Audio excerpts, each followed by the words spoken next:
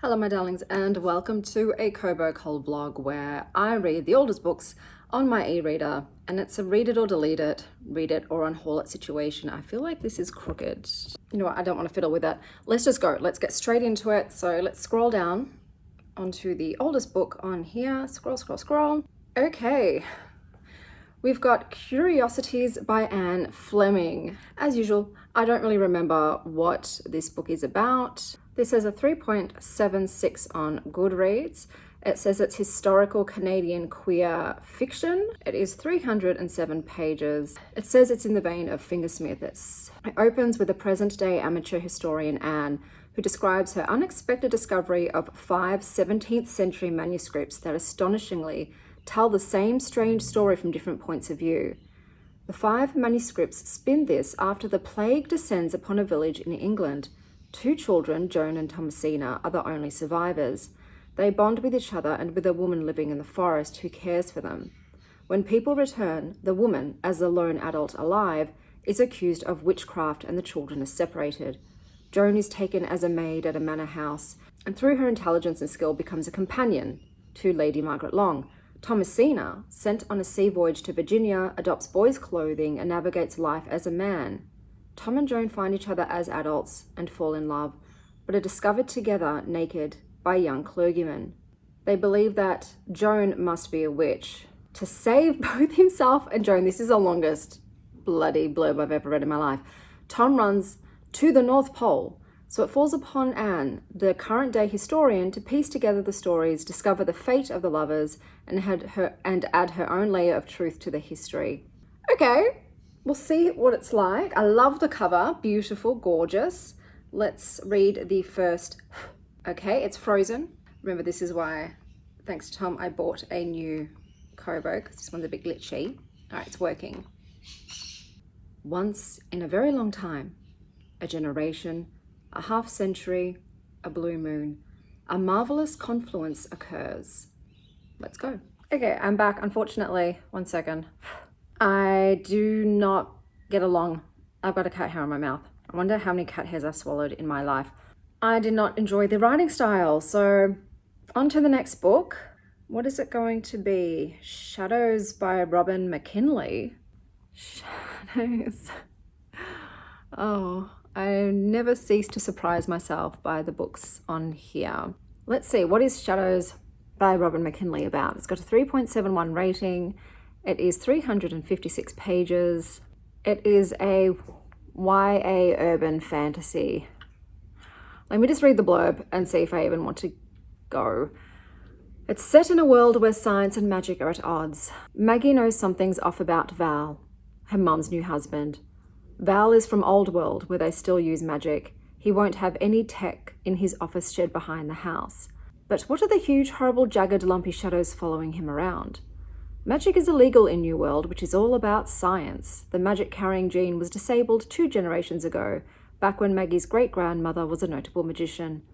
Then Maggie meets Casimir, the most beautiful boy she's ever seen. He's from Old World too, and he's heard of Maggie's stepfather. Look, I'm going to be honest, it's probably not something I'm interested in whatsoever. The story starts like something out of a fairy tale. I hated my stepfather. I'm not going to read this one. I'm sorry about that noise. I think the neighbor is chopping down trees today. Let me just see what the next book is. The Gods Themselves by Isaac Asimov. So this is for sure sci-fi. This has a 4.08 rating. It's 288 pages and a classic sci-fi. Okay, I've gone to the room that's furthest away. It's my daughter's bedroom. Let's see what this is about. In the 22nd century, Earth obtains limitless free energy from a source science little understands, an exchange between Earth and a parallel universe, using a process devised by the aliens. But even free energy has a price, doesn't it always? The transference process itself will eventually lead to the destruction of the Earth's sun and of Earth. Only a few know the terrifying truth. An outcast scientist, a rebellious alien inhabitant of a dying planet, a lunar-born human intuitionist who senses the imminent annihilation of the sun. They know the truth, but who will listen? They have foreseen the cost of abundant energy, but who will believe? These few beings, human and alien, hold the key to the Earth's survival. Why am I so lit up? Let me turn that off now. It's very, very dark. I am going to give this a go. Let me read the first sentence. Apologies for the abrupt ending of that video. My beautiful cleaning ladies who come once a month to clean my bathrooms arrived. Ever since I got arthritis, I just can't scrub grout like I used to. So I've got these lovely, lovely women who help a girl out to make sure my bathrooms are gleaming. So I read the first chapter of this. We're talking about plutonium and tungsten, and I can tell that it's meant to be humorous. I'm just going to shut that door. However, I wasn't finding it funny, and I'm just not that into it. I'm sorry. I'm sure this is a classic and everybody loves it, but I want to get into something that I'm really excited about. So I am DNFing that one. So let's go on to the next one. I feel like this makes me look so white. Okay, let's see. The Book of Strange New Things by Michael Faber. Now, I will be capping this at 11. Like I said last time, I will not go past 11 books. Oh, what is this? I have no idea what this is. It's got a 3.66, 500 pages. This is a chunky boy. And it is a sci-fi about religion. It begins with Peter, a devoted man of faith, as he is called to the mission of a lifetime, one that takes him galaxies away from his wife Bee. Peter becomes immersed in the mysteries of an astonishing new environment, overseen by an enigmatic corporation known as USIC. His work introduces him to a seemingly friendly native population, struggling with a dangerous illness and hungry for Peter's teaching. His Bible is their Book of Strange New Things. I'm just going to quickly read the first sentence. Look, this is giving missionary, and I don't like that. I don't like people imposing their religions on other people, especially what seems to be white men on Indigenous people.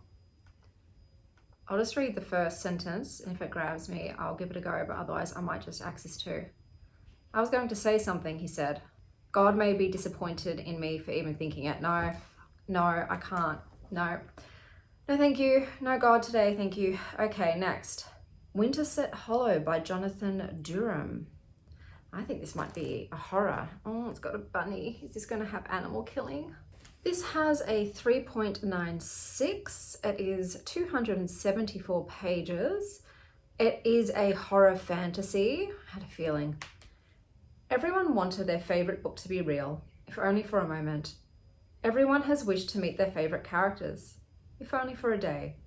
But be careful in that wish, for even a history laid in ink can be repaid in flesh and blood, and reality is far deadlier than fiction, especially on Addington Isle.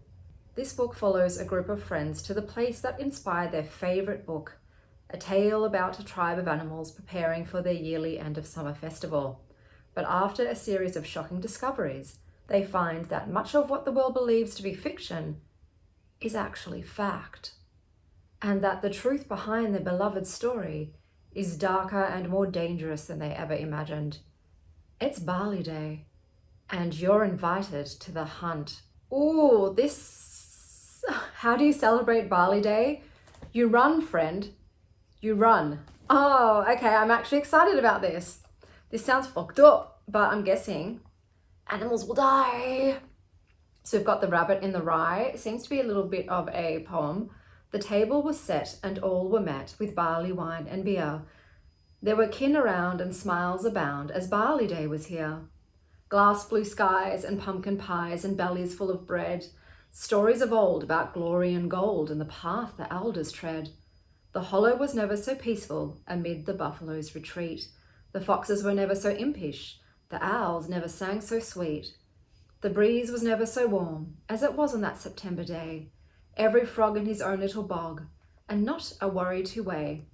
The first sentence is, John Eamon Buckley didn't even know his first name until he was already a young man. But such was the timber of the wake in which he was raised. Let's give this a go. Okay, so unfortunately, I don't like the writing style. And I've come to realize something quite recently. I believe that I was a plot reader, so someone who reads for the plot, first and foremost. But I think that I am actually a writing style reader, because there are books that I wasn't that intrigued by the plot, or were plotless, you know, vibes over plot, but the writing style kept me going.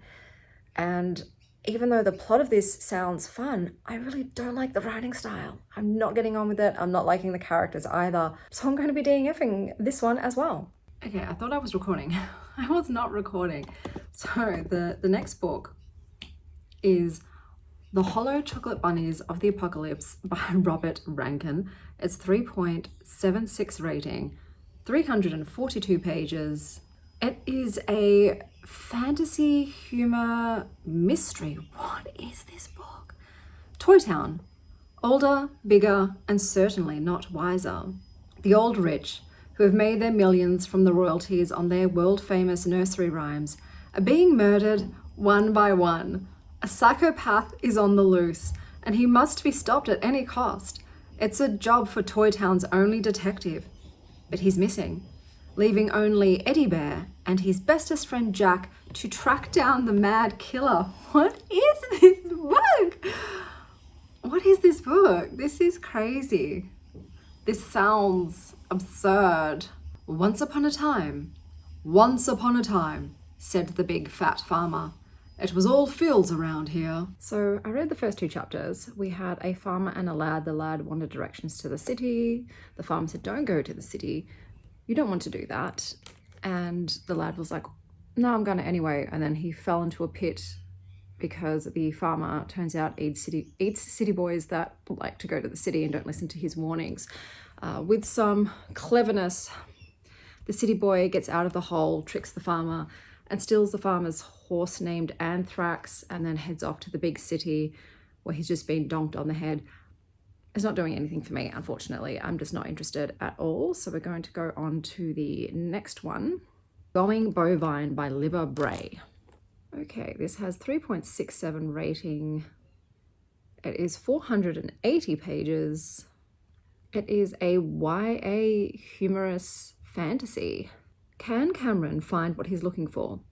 All 16-year-old Cameron wants is to get through high school and life in general with a minimum of effort. It's not a lot to ask, but that's before he's given some bad news. He's sick and he's going to die, which totally sucks. Hope arrives in the winged form of Dulcie, a loopy punk angel possible hallucination with a bad sugar habit.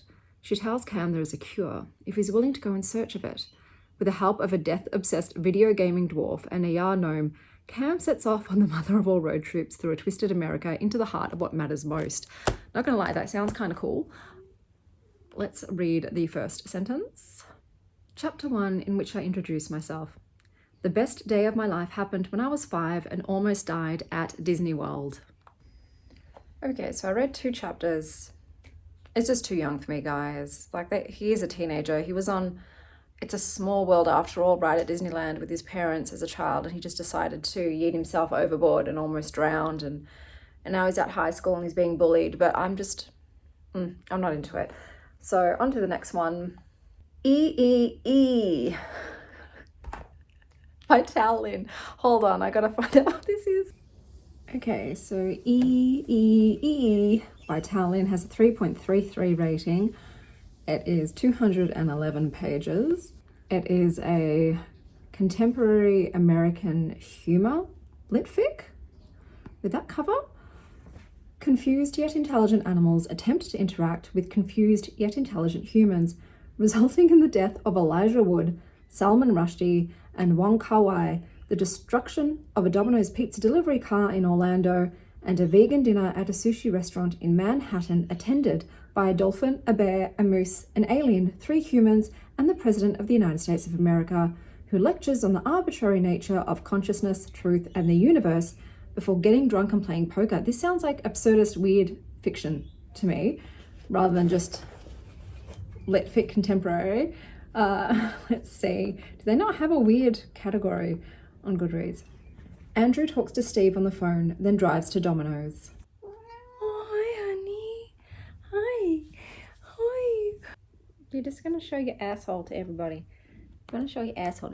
I read 2 chapters. It was reminding me of Pizza Girl, the book. Here she comes again. Here she comes again. We have our main character, 23-year-old dude, and he was talking about his martial arts friend, and just, yeah, look, not in the mood. It wasn't doing anything for me.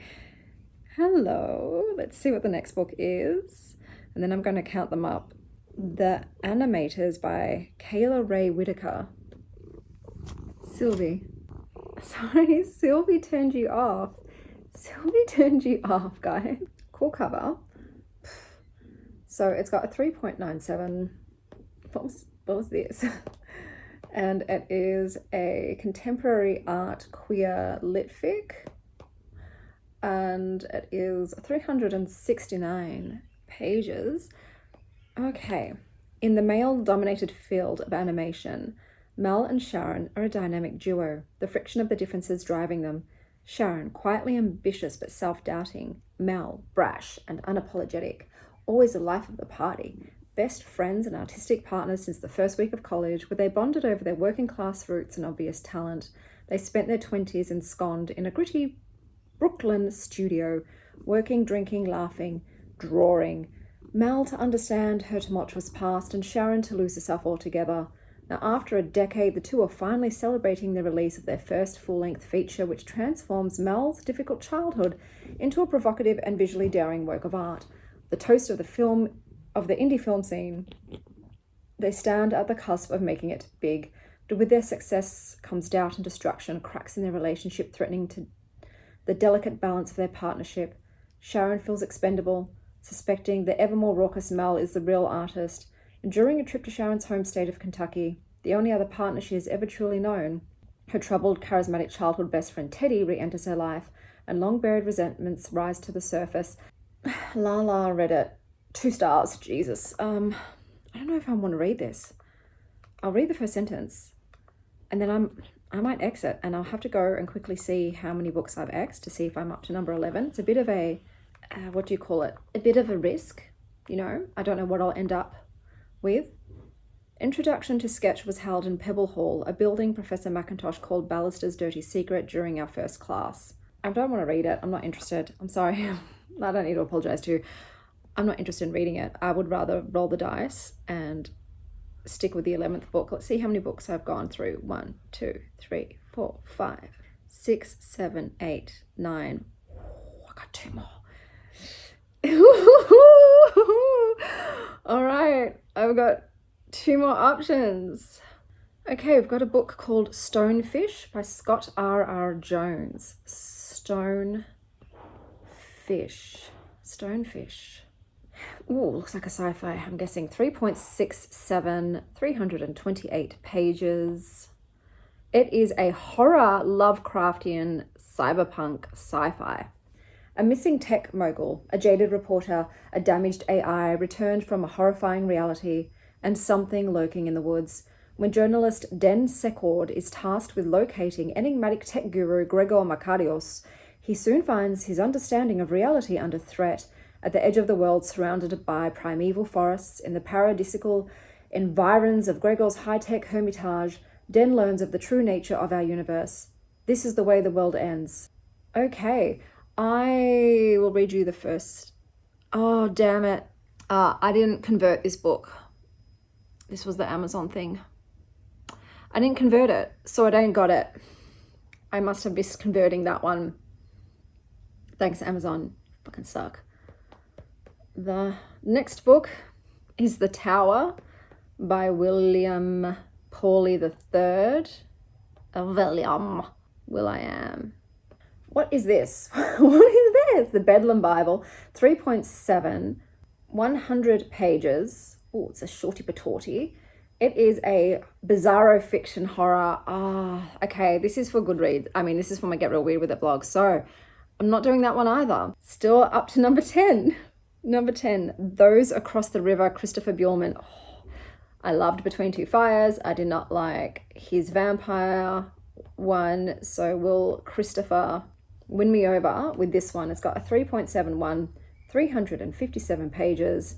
It is a horror Historical fiction featuring werewolves. Failed academic Frank Nichols and his wife Eudora have arrived in the sleepy Georgia town of Whitborough, where Frank hopes to write a history of his family's old estate, the Savoyard plantation, and the horrors that occurred there.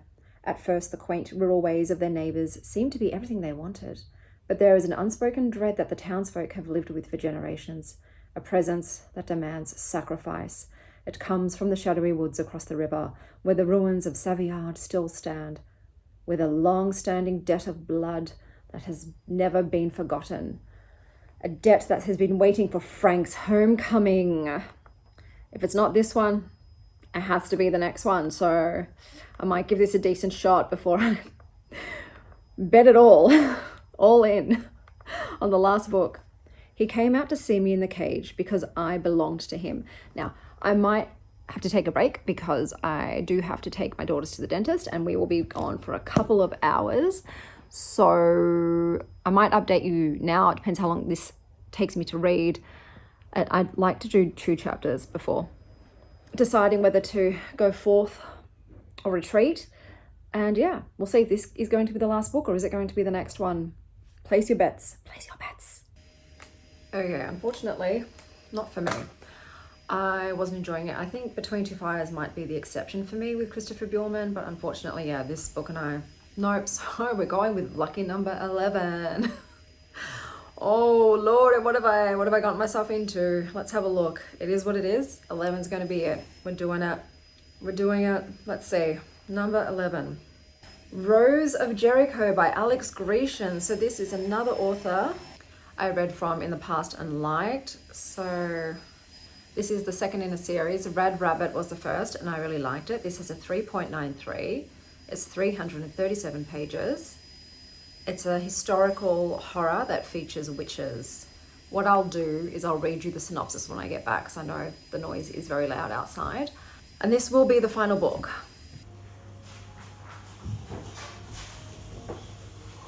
Okay, I'm back. $1,000 poorer, but I am back. So, Rose of Jericho. Let's read about what this is. So, something wicked is going on in the village of Ascension. A mother wasting away from cancer is suddenly up and about. A boy trampled by a milk cart walks away. A hanged man can still speak, broken neck and all.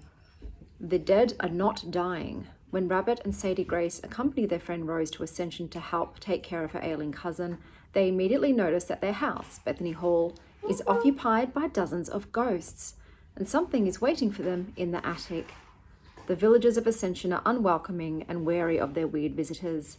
As the 3 women attempt to find out what's going on in the town, they must be careful not to be found out. But a much larger, dangerous force is galloping straight for them. You know what? I'm actually very optimistic about this. I don't know if I'm going to finish it today. We'll see. But let's go.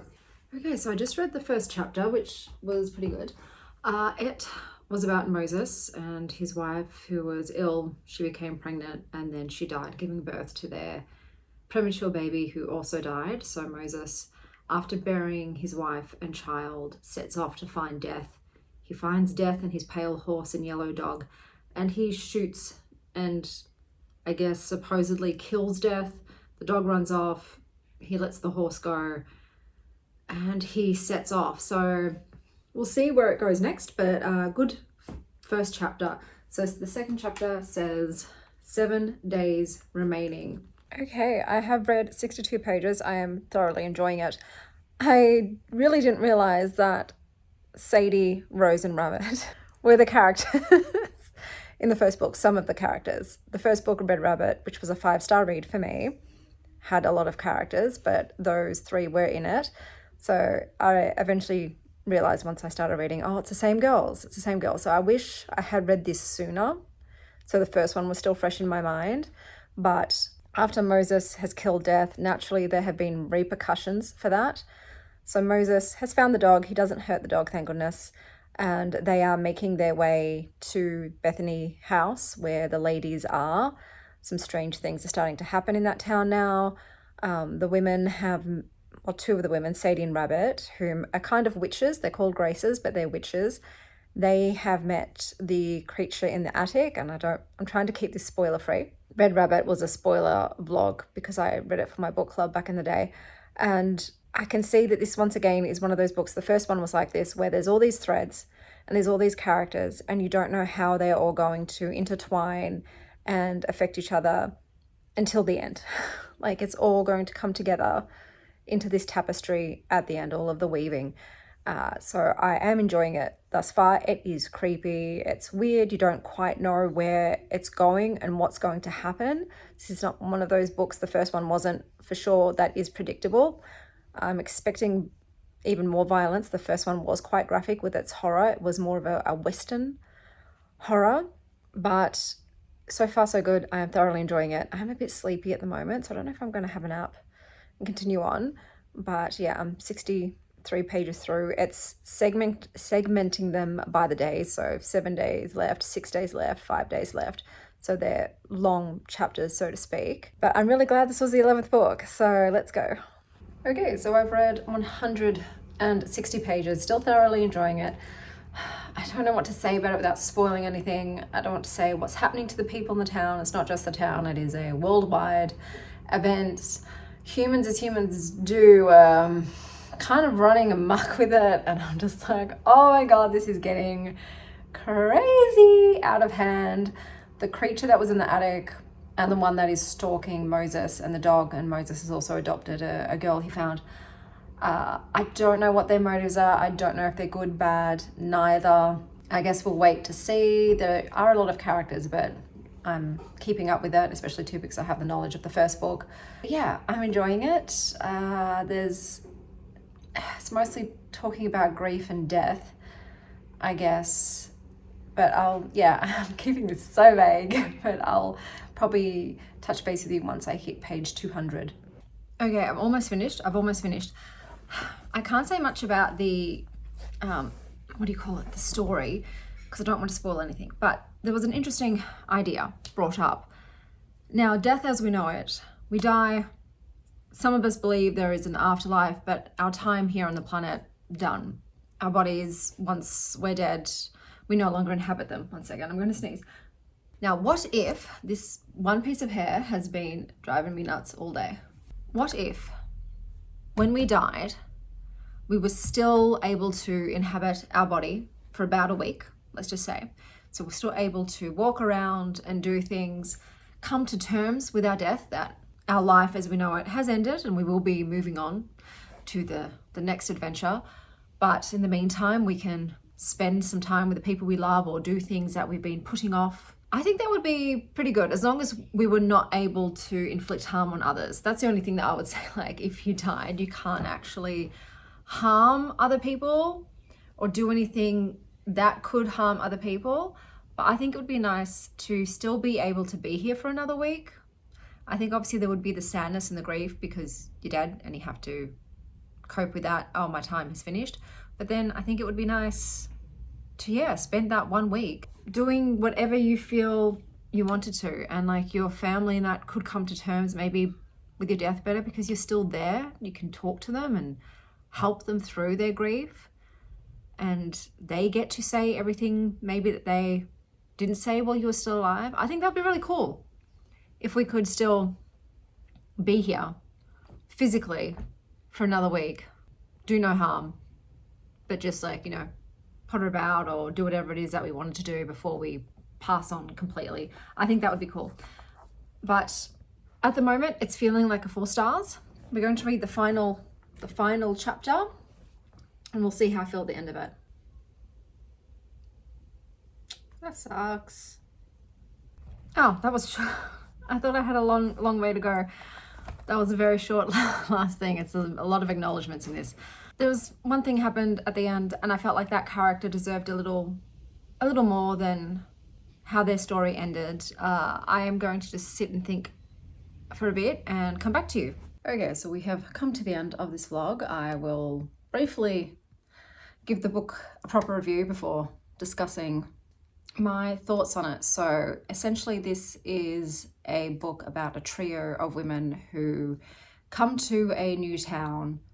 And I think I'm just going to quickly read the blurb again. I'm going to read it on Amazon this time because I want to know if what happens is something I can talk about, because I've just sort of beaten around the bush this whole vlog because I wasn't sure if it was something I could talk about, and I'll kick myself if I could have. Let's have a look at the Amazon one.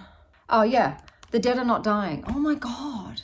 So yeah, essentially people are dying, being killed, murdered, and are still alive. And you can imagine all of the consequential repercussions that has in terms of human beings and their morality meters.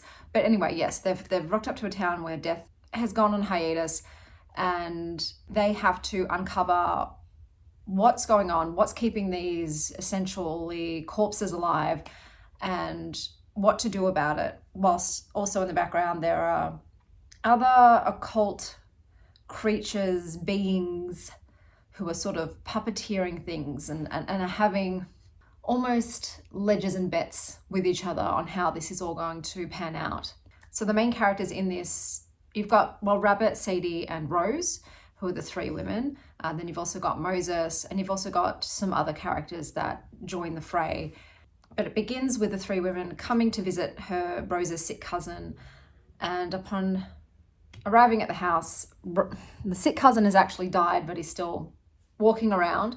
They then very quickly witness the violent, accidental death of this cousin's son, who also just gets up and sort of dusts his non-beating heart off. But in the manor itself, it's filled with ghosts, all sorts of creepy ghosts, and it's very unsettling. There's something in the attic that even is scaring the very seasoned witches, Sadie and her daughter Rabbit. People in the town are getting spooked. They're going on witch hunts because they're blaming witches for the turn of events.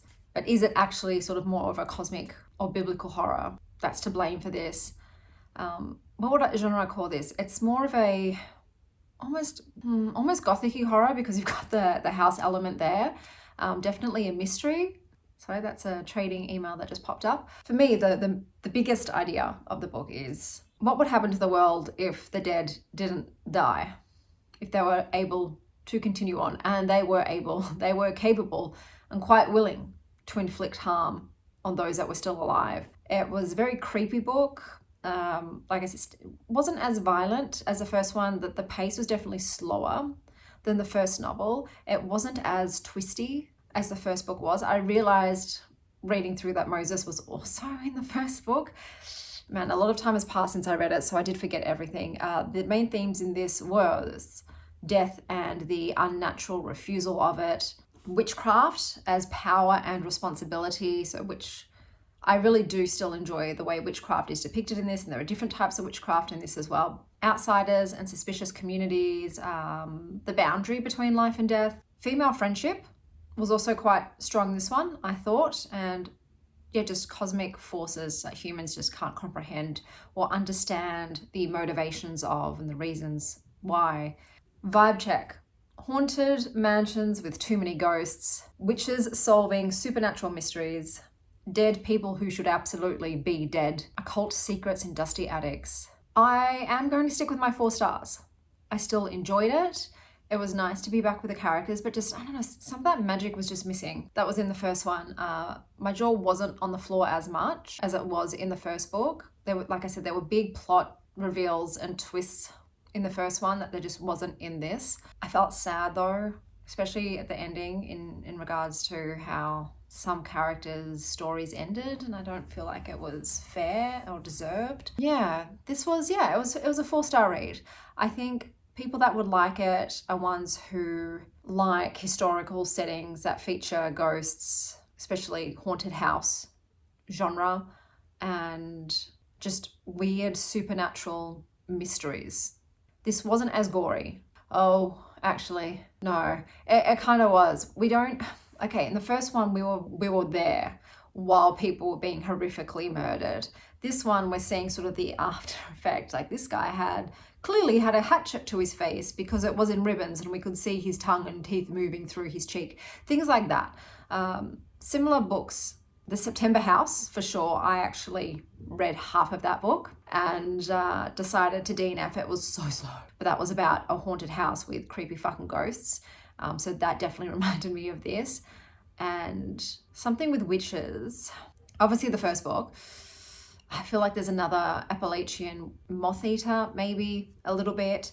Go me for remembering the title. I've got all of these books in my head, but they all lose their titles and authors after a certain amount of time. I'm glad it ended up being the 11th book. Like I said, I think I need to, going forward though, I do want to be more on reading sequels fairly soon after I've read one of the books in the series, because yeah, the fact that it took me so long to cotton on that this was a continuation, not just a book set in the same universe, it was literally the same characters continuing on with their lives. That was embarrassing. That was quite embarrassing, and I would like to rectify that. So I might go through my Goodreads and see if there are any series that are completed.